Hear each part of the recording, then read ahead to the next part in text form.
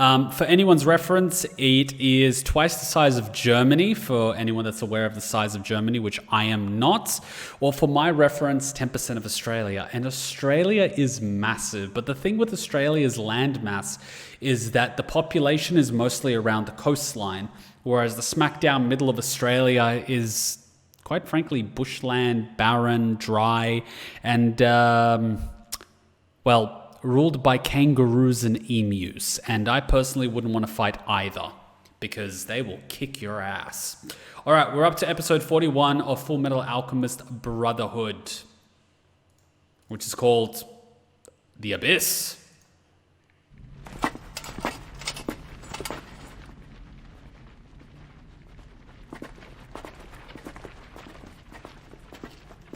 This place is like a maze. Try not to get separated. All right. Winry, are you okay? I'm fine.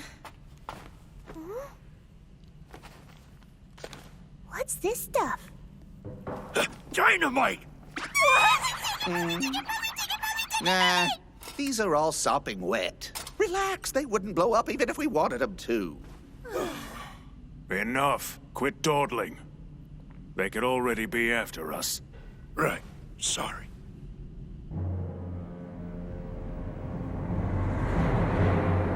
Oh boy. The storm is finally past. Start preparing. Yes, sir. We can't take any risks with Kimblee and his men, so first chance you get, take out all three of them. Understood, yes, sir.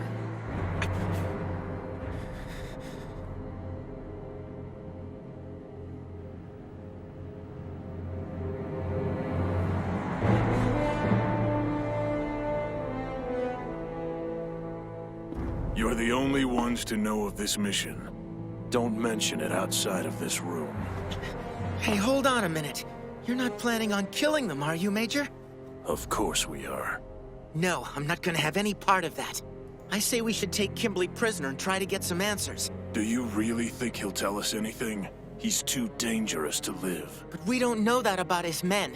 I mean, for all we know, he could be manipulating them somehow, forcing them to obey. You could be right, but we can't take such a risk on a possibility. And yet you're still willing to kill them for one. This isn't like it was with General Raven. There might be another way. Have you forgotten the first law of Briggs? The careless are the first to die. You show mercy in this place, and I guarantee it's gonna get you or your friends killed. We aren't going to be careless. We're killing Kimblee, and the two men with him.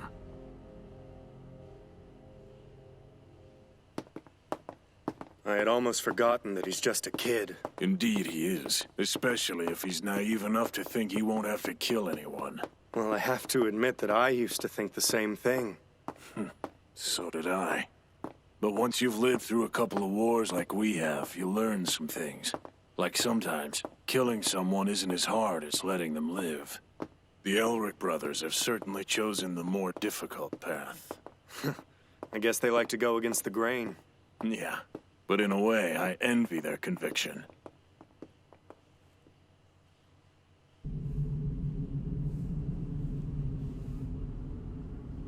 What's this Rasayana term here? It's a miracle drug used for longevity. Could that be the Philosopher's Stone? It says here that it can transform all metals into gold and restore youth to the elderly. And what does this term mean? Aurelian. It's another term for gold. So these notes are centered around immortality and gold. I'm guessing that it's because Mr. Scar's brother was influenced by Xingyi's alchemy whenever he wrote them. And why is that? We refer to an immortal as a Shinito. It means a true being. These true beings are considered to be perfect souls. And since gold is considered the perfect metal, these beings are also sometimes called Aurelian. So in other words, an immortal person is seen as a golden being. In a sense. It comes from the man who brought alchemy to Xing. The legend says he was an immortal with golden hair and eyes. And that's where the term first originated. An alchemist with golden hair and golden eyes, huh? Sounds like Ed and Al. Hey, over here! The exit! The plot thickens. Oh, wow! It's so bright! I was starting to wonder if we'd make it. The weather's clear. For now. Let's head to Briggs before it turns again. All right, everyone, follow my lead. Looks like the snow was pretty deep. You should hop on my back, miss, just to be safe. We'll walk ahead to stomp down the snow and make a clear path for the rest of you to follow. Thank you very much. What gentlemen? And I wanted to kill them.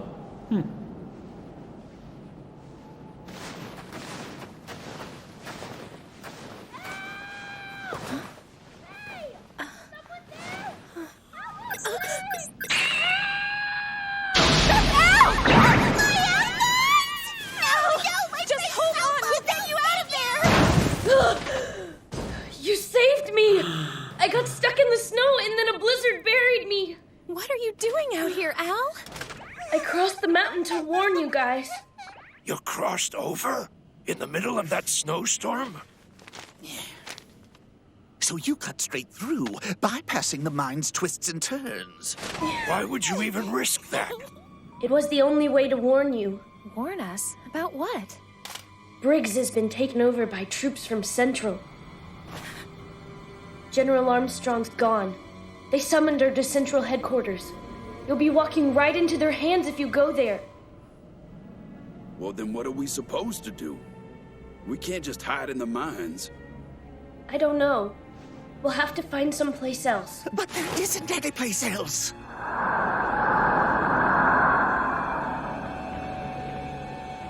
Their Just hands are follow tied. me.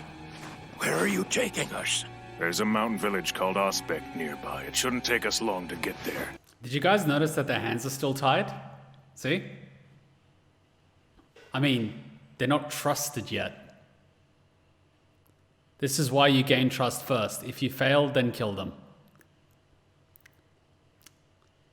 I have trust issues. I know people for more than 6 months and I still don't even consider them acquaintances. I think I need therapy. Just follow me. Where are you taking us? There's a mountain village called Aspect nearby. It shouldn't take us long to get there. I've been told that some of my people have taken refuge in the slums there. An Ishvalan refugee camp? It's not like we really have any other options. Great idea, sir. Let's get going. How much would I trust you guys? I would trust you guys to put me through hell. About what? Well, isn't Mr. Kimblee gonna be suspicious if you just suddenly disappear? It's okay. Don't worry. Brother's got it all So they taken wanted to care get their of. hands tied. It's fair enough. 3 men in this squad. There are 5 men in mine, sir. Each squad is ready then. Spread out and carefully search your designated sector. Sir. Yes, sir. This smug motherfucker. Let's get going. Yes, sir. Don't get carried away, Alphonse. There's no reason to call the Major sir. It's hard to move around in here. Couldn't you have made this thing lighter? You're strong. You can handle it. Come on. A Kimblee's dummy. watching. Hold on, brother! Hurry up. Come on. You do give good anime recommendations. I do trust you for that. Look Did at you that overhear swag. Kimblee say where his squad is searching? You saw that mine shaft in the center of town, didn't you? They're headed down there to search the tunnels. I heard him mention that he couldn't trust the northern soldiers, so he's only taking the men he brought with him, sir. I guess he's figured us out then. We'll head them off. Position snipers near the opening of the mine shaft. Yes, sir.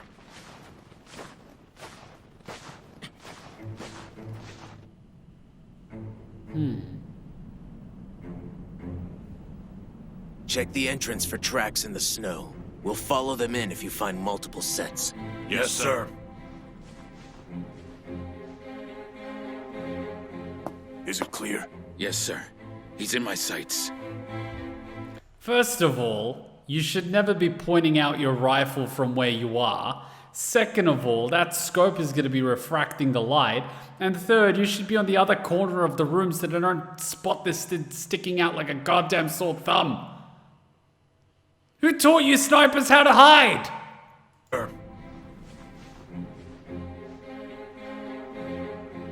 Is it clear? Yes, sir. He's in my sights. This is a trap, you idiots. What's wrong? It's Edward. What?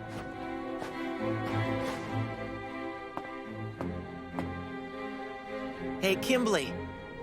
You should probably let the Briggs soldiers check the tunnels instead. You could get lost in there pretty easily. The mere fact that you're stopping me is proof that we're in the right place. Now I know that they're down there. And how is that? Look, I want to catch Scar. You're trying to buy some time for your snipers to get into position, aren't you? Told you. You knew about that?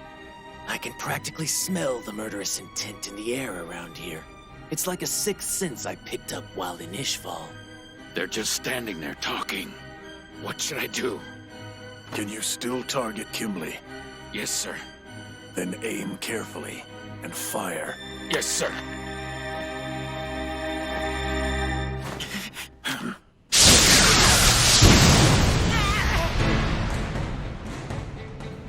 That bastard! He's using the snow to block our view! Damn it! Kimblee! Son of a...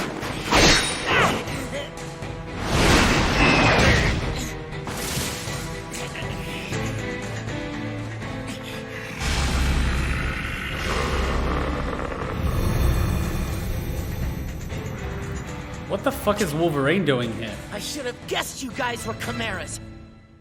Fullmetal Alchemist. Fullmetal Alchemist.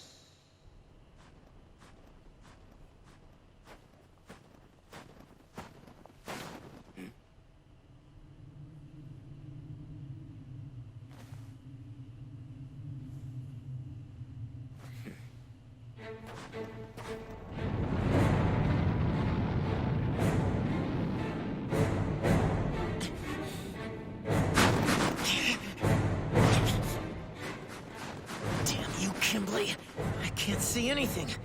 But on the bright side, they can't see me either. The odds are... There's no point in trying to run, Fullmetal Alchemist. You can't hide from us here. We may not see you, but we can smell you. Shut up! How did he not see that coming? Fullmetal! What's going on in there? Edward, answer me! Major Miles! These guys are Chimeras, and they know how to fight in low visibility! Stay out of here! Trust me!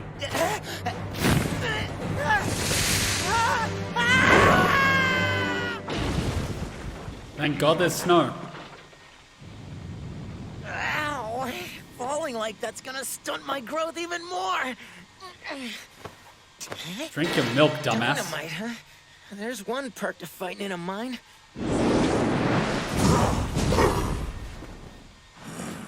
Whoa, you might want to keep your distance, guys. These aren't exactly cigars I'm holding.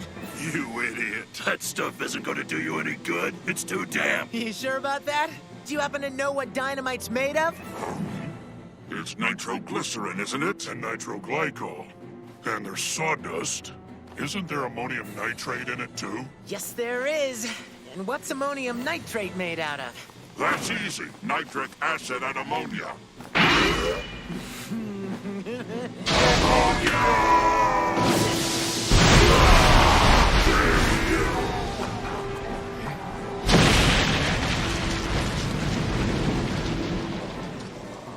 Ugh, what's that disgusting smell? Edward's a goddamn terrorist. It's ammonia. They're downsized to having a sharp nose. I doubt they'll be of much use to you now. Your attitude changed rather quickly now that I've lost my hostage. What'd you expect to happen? Let's make this easy. All I want here is for you to tell me everything you know. Oh, is that all you want from me? I just got out of the hospital, and I don't feel like getting banged up fighting a youngster like you. Not to mention that I don't really have the time either. I guess I'll have to speed things up with this. At least I won't have to search for it now.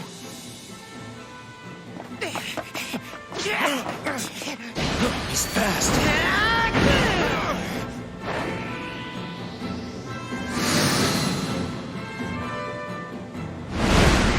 Too slow. Well, there goes your circle. Stone. Andy can't transmute now. He's got another one. And now Now you've what? You think you've won? So you're determined not to kill. How admirable of you. You do realize the advantage that it gives your opponent, though, now, don't you? Instead of finishing me off, you've given me a second chance to kill you. Ah, crap.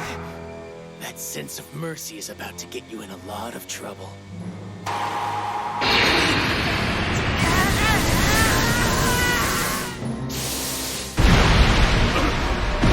Well, I was wondering when that was gonna happen. So what about that other stone at the bottom of the shaft? Are you just gonna leave it? Because I'll take it if you don't want it.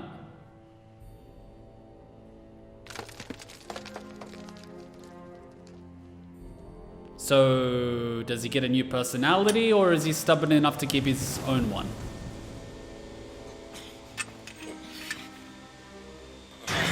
must have fallen down the mine shaft.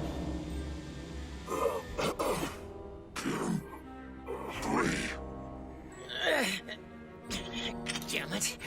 I can't let Kimblee get away. Oof. That ain't good. You're kidding. No. Oh! That is not good. Just don't pull it out. Do not pull it out. Do not pull it out.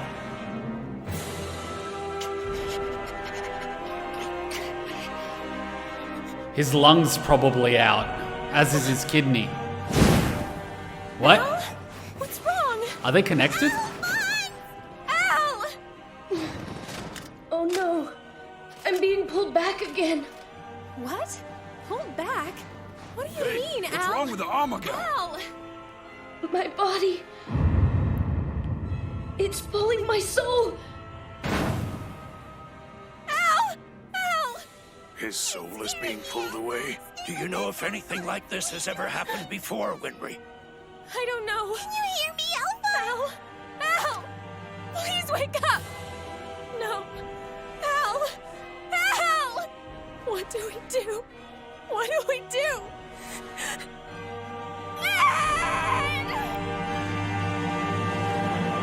Shit.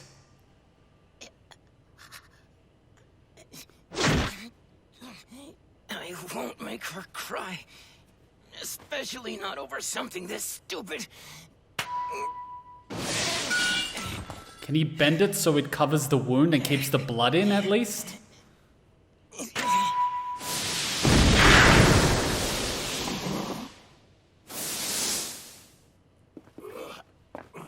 Damn, Kimblee's gonna pay.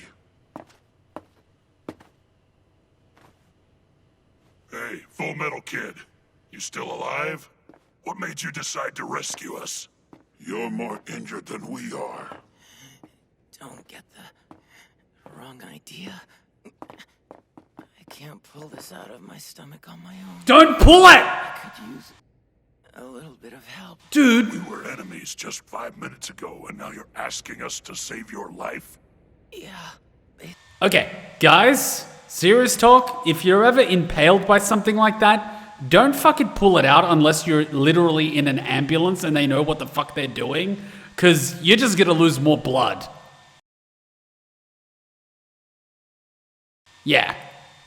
That and probably killing those two would have been my own undoing. Why is this anime judging me? Basically. Stop making friends, bloody Naruto. Well, it's not like we were given orders to kill you. Come on. You know, kid, you're gonna bleed to death pretty quickly once I pull this out. Not if I heal it. As soon as it's out of me, I'll close up the wound with alchemy. What?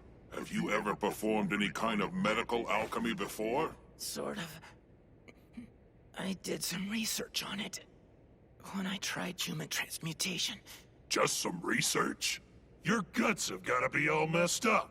You're gonna need a Philosopher's Stone to make this work. I'm gonna have to use my own life force, the same way I would use a stone. Huh? It'll probably take a few years off my lifespan, though. You're positive? I don't really have time to think about it.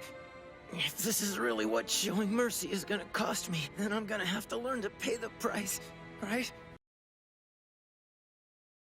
I don't know what you're talking about, but it sounds like you're sure.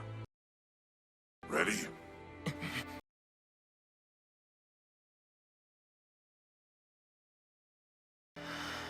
Yeah, I'm ready. I've got to picture myself as a single mass of energy. Wolf. Use the energy, just like the stone. That's it! I am a Philosopher's Stone that's powered by a single soul!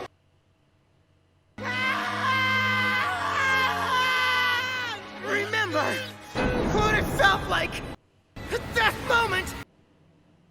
Remember how it felt to use souls to harness life!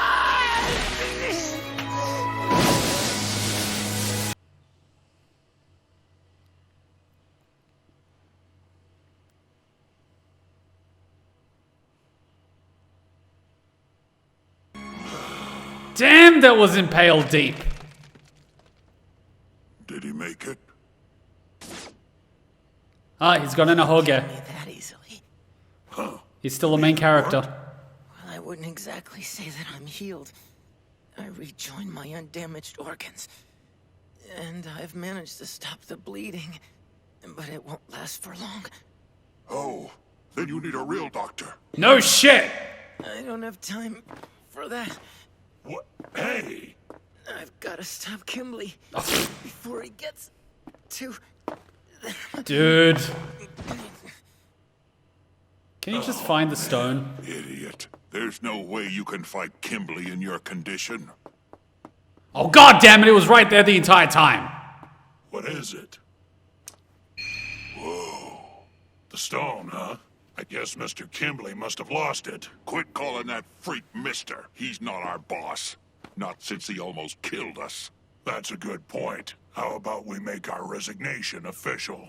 Let's just hold on to our freedom and let the bastard think we died in the rubble.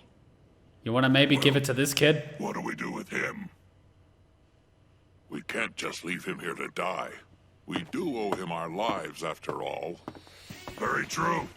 First things first. We gotta find him a doctor, right? I don't understand these people.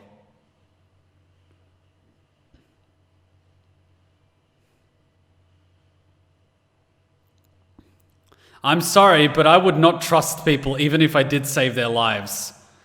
I would be convinced that their instinct would be to kill me. See, Kuma, these people have this thing where they repay their debts. Where there's life, there's hope. Frick, you're using that quote against me. You're using that quote against me. I see what you're doing. And saving some life is a pretty big debt. Any post-credit? Nah, no post-credit. Well, come on. Who would you be more willing to side with? The guy who just tried to kill you or the guy who helped you before healing yourself? That is completely rational. I think my trust issues stem from... Yeah.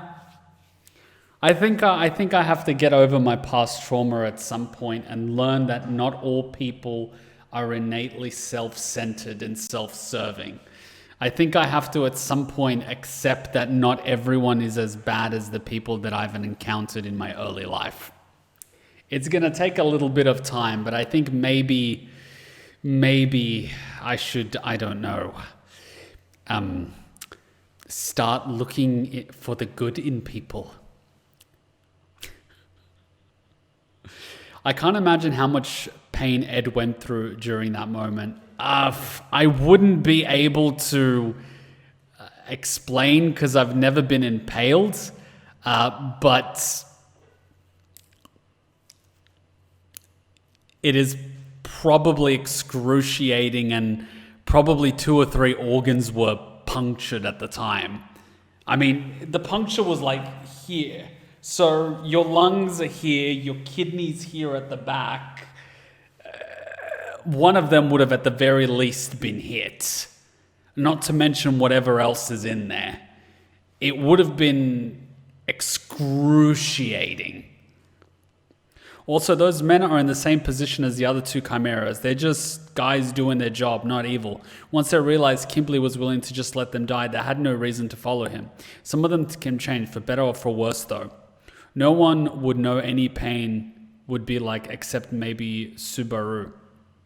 Subaru has the advantage of being able to feel these excruciating things without it doing any permanent damage because he gets to reset. But yeah.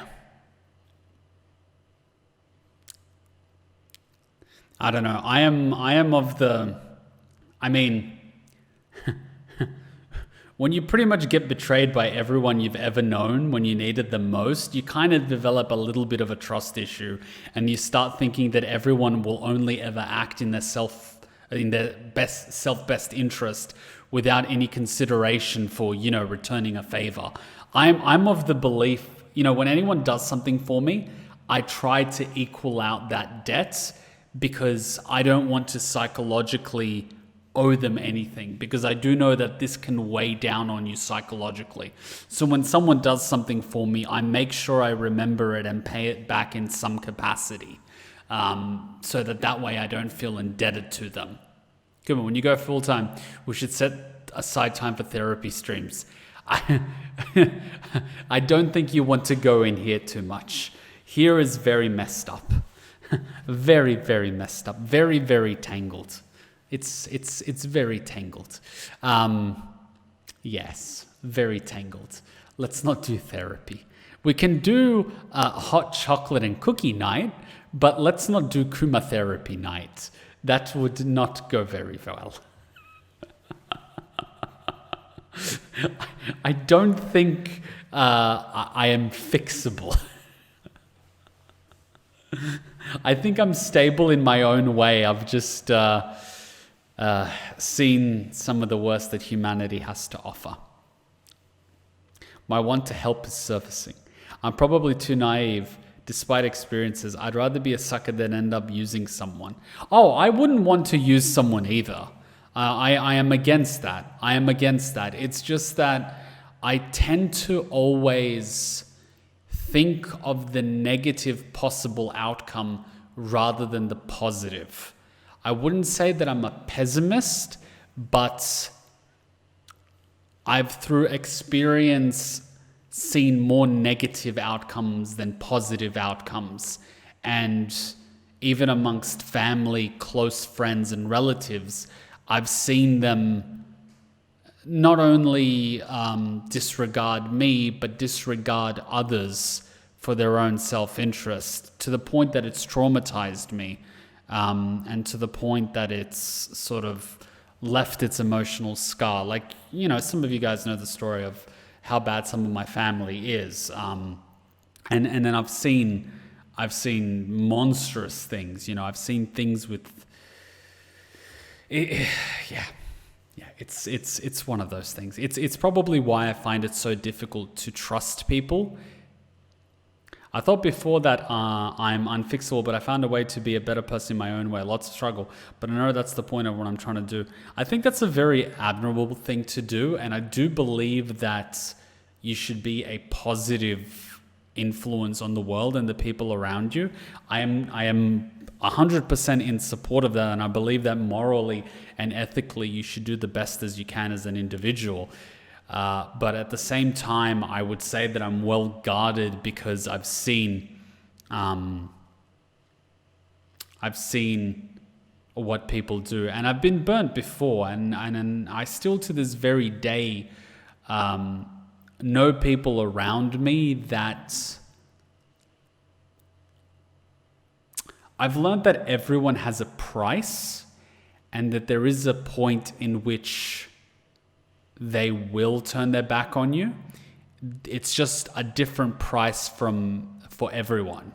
And I found very quickly that the whole, oh, but we're family, is a very easy lie to tell.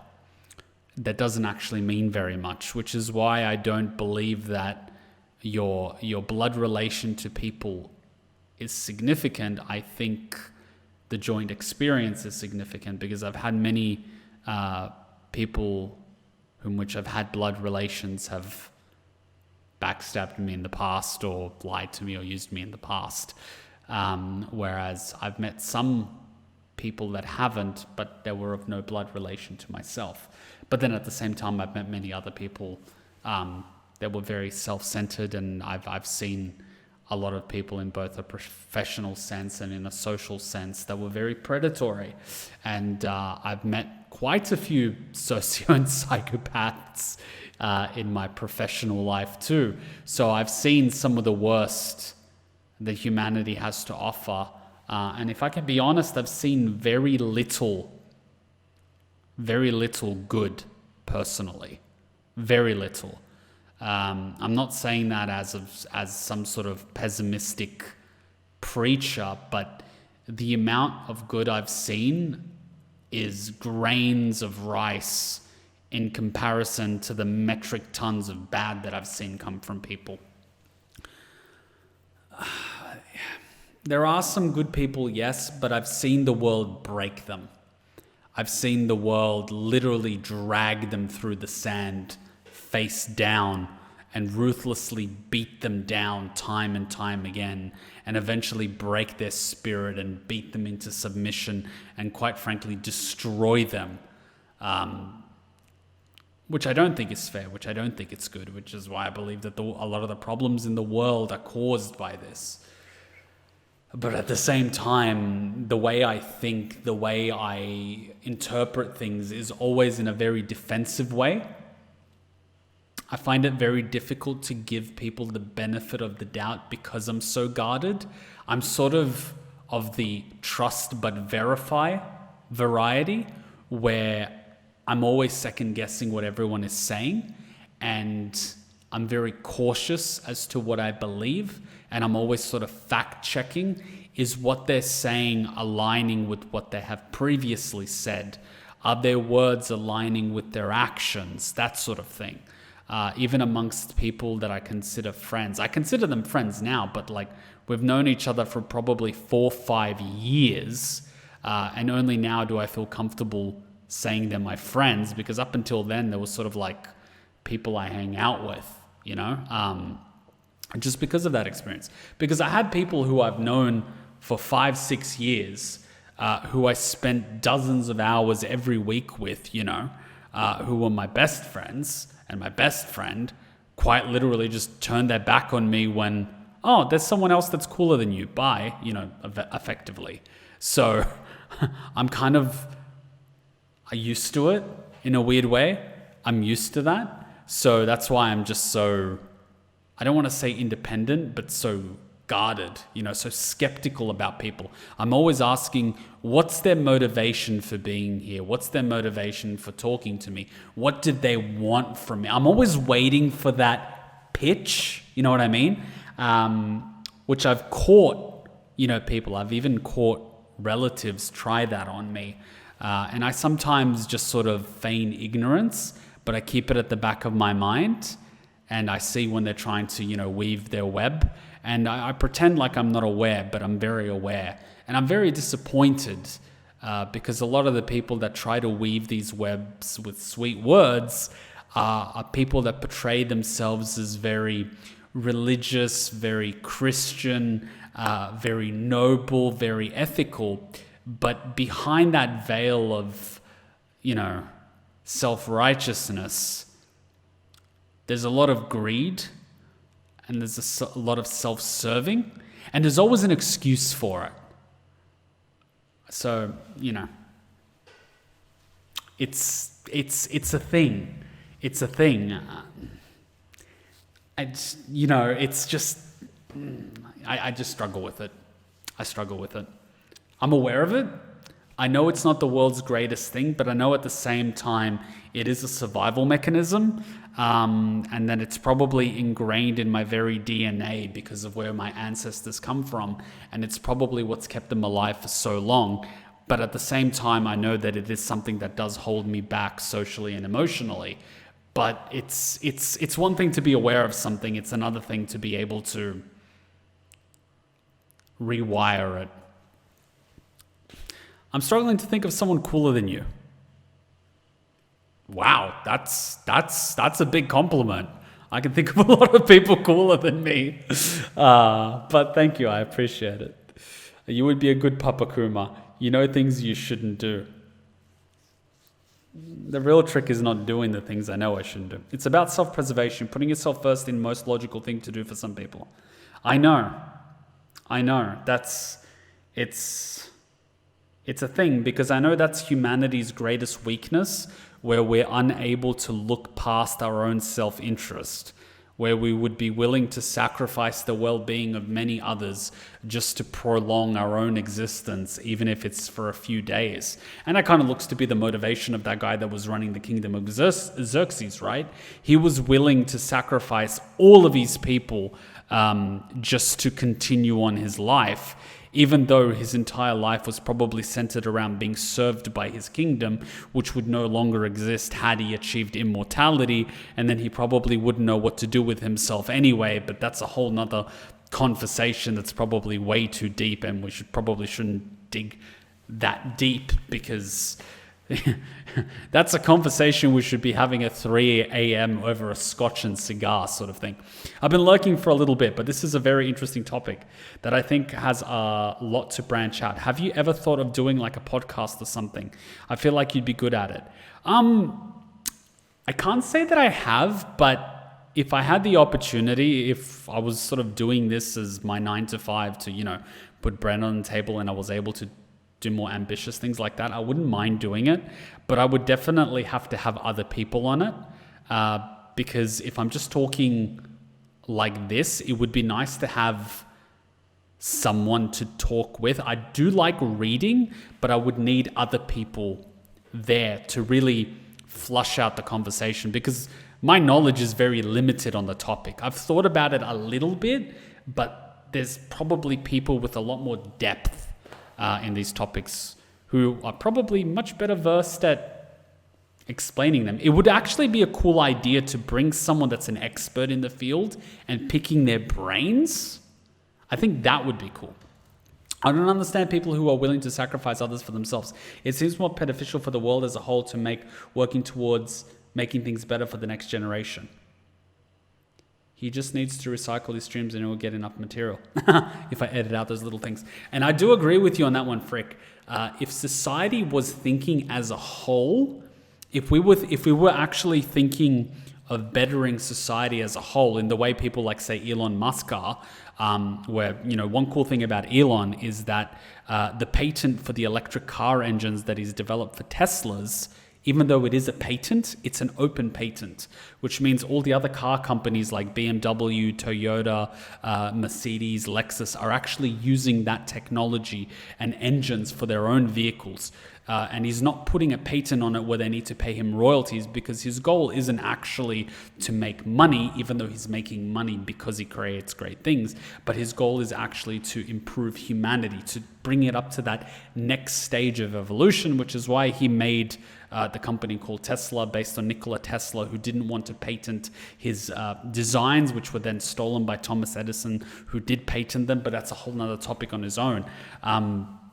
If humanity as a whole functioned in that way, we would be a lot more advanced than we are today. Because imagine this, the goal of pharmaceutical company and the medical field wouldn't be profit, it would be for, improving the health of everyone. By improving the health of everyone, you have more people. If everyone is getting food and not starving, we could definitely do that if we weren't obsessed with profit. We could do the same with clothing. We could very easily house 7-8 billion people. Now imagine if 7-8 billion people had education, had food, had water, had housing. Think of all the brain power and potential that would come from that. I mean, currently, this is just a ballpark figure, and I'm by no means am an expert at this, but we are probably only utilizing maybe 1 or 2 billion people. And most of them are being motivated by making money rather than making technological breakthroughs. So imagine if our entire earthly population of 8 or 9 billion, it's going to be 9 billion eventually at some point, but say if our population of 8 billion people isn't striving to make as much money as possible to, get their endorphin hit from alcohol, drugs, sex, boats and cars, but rather using all that brain power and motivation in order to push humanity forward and make life better for everyone, we would achieve hundreds, if not thousands of years of innovation within a few decades. Right now, innovation is being held back in order to maximize profit. If we were actually pushing to improve the lives of everyone, we would be like, just imagine how much technology has improved from the year 1000 to 2000. We went from, basic, and I won't say basic, but we had, bricks and stones and buildings. We went from that all the way to today's day and age where we can literally build a house in under a day, where we can just build wooden frames and pour concrete and the wall's done, right? The flooring can be cut in factories and just clipped in within a day. The walls can be painted, the air conditioner can be added, a roof can be added, solar panels are there, rain catching, insulation to keep, the cold out or the heat in, like all these wonderful technological advancements that we've developed over the past 1,000 years, which took 1,000 years, could have been done in a few decades if we didn't have all the wars that were destroying civilizations and countries and famine and poverty and disease and all these other things. We'd be able to achieve so much. Things like space travel would be nothing. Because right now we're spending billions and trillions of dollars for military defense systems because we're scared that our neighbor's going to throw a nuclear bomb our way, or in cybersecurity because we're afraid someone's going to hack into our, telephones or something like that. Imagine if all that money, all that effort, all that motivation was actually done to, say, improve the sustainability of energy. If we could, if 2% of the Sahara Desert had solar panels on it, we wouldn't need to generate electricity from any other source. Problem one solved. Clean drinking water. We're surrounded by saltwater oceans. What if we found a system in order to, clean the water for drinking? But power is a problem. Well, you've just solved it with renewable energy. So problem number 2 is you've got power, you've got water. What can you do with power and water? You can create civilizations everywhere. Create piping. You've just eliminated droughts. Then you can get farmland anyway. You've eliminated hunger. As soon as you do that, everyone's got clean food, clean water, irrigation. Disease has just dropped down dramatically because you don't have that bacteria that festers and breeds all these diseases. Then with the rest of that, you just fix up the rest of the population. You're going to have education, you're going to have doctors, you're going to have clean food. Obviously, everyone's health is going to improve. The world has just become sustainable. And that can be done today. We have the technology. It's just that people are too greedy.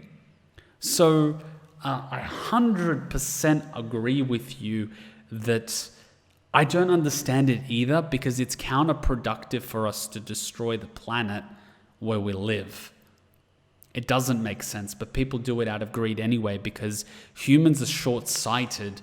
From what I've seen, we don't care beyond the next few months, much less the next few lifetimes. Like, we don't even look after our own health. And look, I'm fucking just as bad as anyone. I'm drinking energy drinks, right?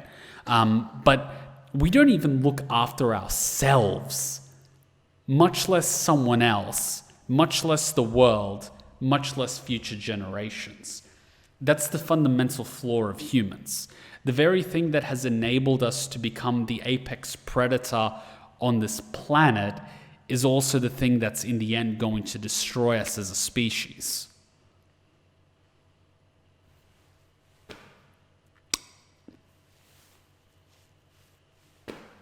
Just an observation. We're greedy, we're power hungry, we're sadistic.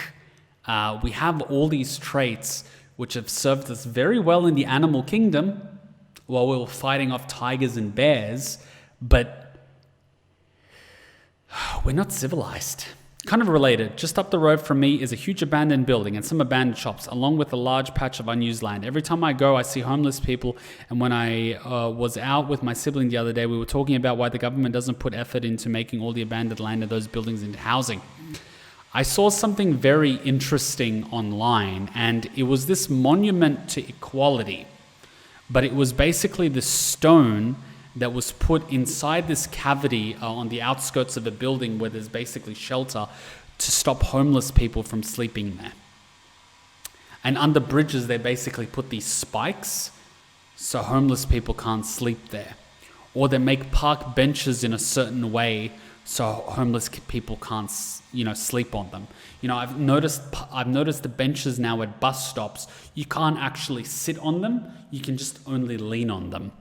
So they're eliminating where homeless people can sleep. So instead of investing money to provide and I would say cure homelessness, which in itself is something that we as a society can solve. I mean, it can be solved, guys. It can be solved. We can find what the underlying problems are resulting in it, and we can solve it. But instead what they're doing is basically herding it away from the city center, herding it away, just sort of putting it on the outskirts of town. And it's heartbreaking. Because that's what we do to people that are down on their luck or down on their opportunities. We don't try to help them. We try to push them out of sight. I mean, if that's where tax dollars were going, I'd be happy to pay as much as is required. But we all know it's fucking going to defense budgets and politician credit cards that get spent on babysitters, hookers, and cocaine. That's the heartbreaking part. And we all know this, but that's the system. And anyone that tries to change the system gets put in a prison. Anyone that points out the flaws in the system, look what happened to Snowden and Assange and anyone of the like. It's a crime to point out the crimes of your government. Fuck. Well, the laws aren't protecting the citizens, they're protecting the corrupt politicians from the citizens. I mean,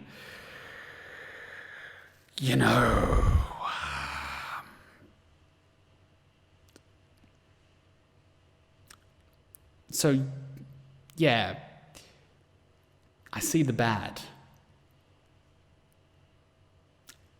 I would like there to be a lot of good. I would like society to be a nice place where everyone has opportunity. I really would. I don't think any of us would be any worse off in such a society. But at the same time, I know what dicks people are. And it's heartbreaking. And in a very sad way, I think I've in a way accepted that those people will not change because they don't care. There are some that are uninformed, but there are very many that simply do not care. And those are the people that rise through the ranks of power. And they're the ones making decisions. Because they've got no conscience and they don't give a flying fuck. They'll lie through their teeth. They'll say whatever the people want to hear. They'll read whatever story their speechwriters write, whatever data, whatever that fucking Analytica system was during the election. They'll say all the right things because it's all a game to them.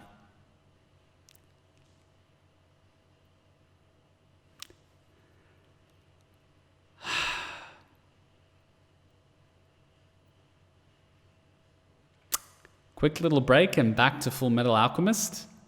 How's that for therapy time? Sorry if I scared a few people off. We got very deep. Very deep. Very, very deep. All right. Quick 3-minute break and we go to episode 42 of Fullmetal Alchemist Brotherhood, Signs of a Counteroffensive. Thanks for bearing with me, guys. We sometimes get very deep. Can I put something a little more upbeat? Come on, Kuma. You must have something here that's upbeat. No, you will not play Will of a Heart from fucking Bleach. That will kill everyone. Morning Remembrance? Hell no, that's even worse. Never Meant to Belong. God damn it, what is this depressing playlist? You must have something here. Come on, Kuma. You must have something. This one. Play Despacito? You know what? Why isn't it coming on straight away? Despacito. You know what? That's a good one. All right, quick break, guys. We'll be right back in 3 minutes. Alexa, play Despacito. Hey, did I hand you a shrinking potion by accident? I could have sworn that was the gender swapping one. Don't be hating. She's fun size, that's all. She doesn't even have to get on her knees to blow. You want to add anything to that conversation? Nope, I'm good. In fact, I think your new size makes you an even more formidable and stealthy ninja.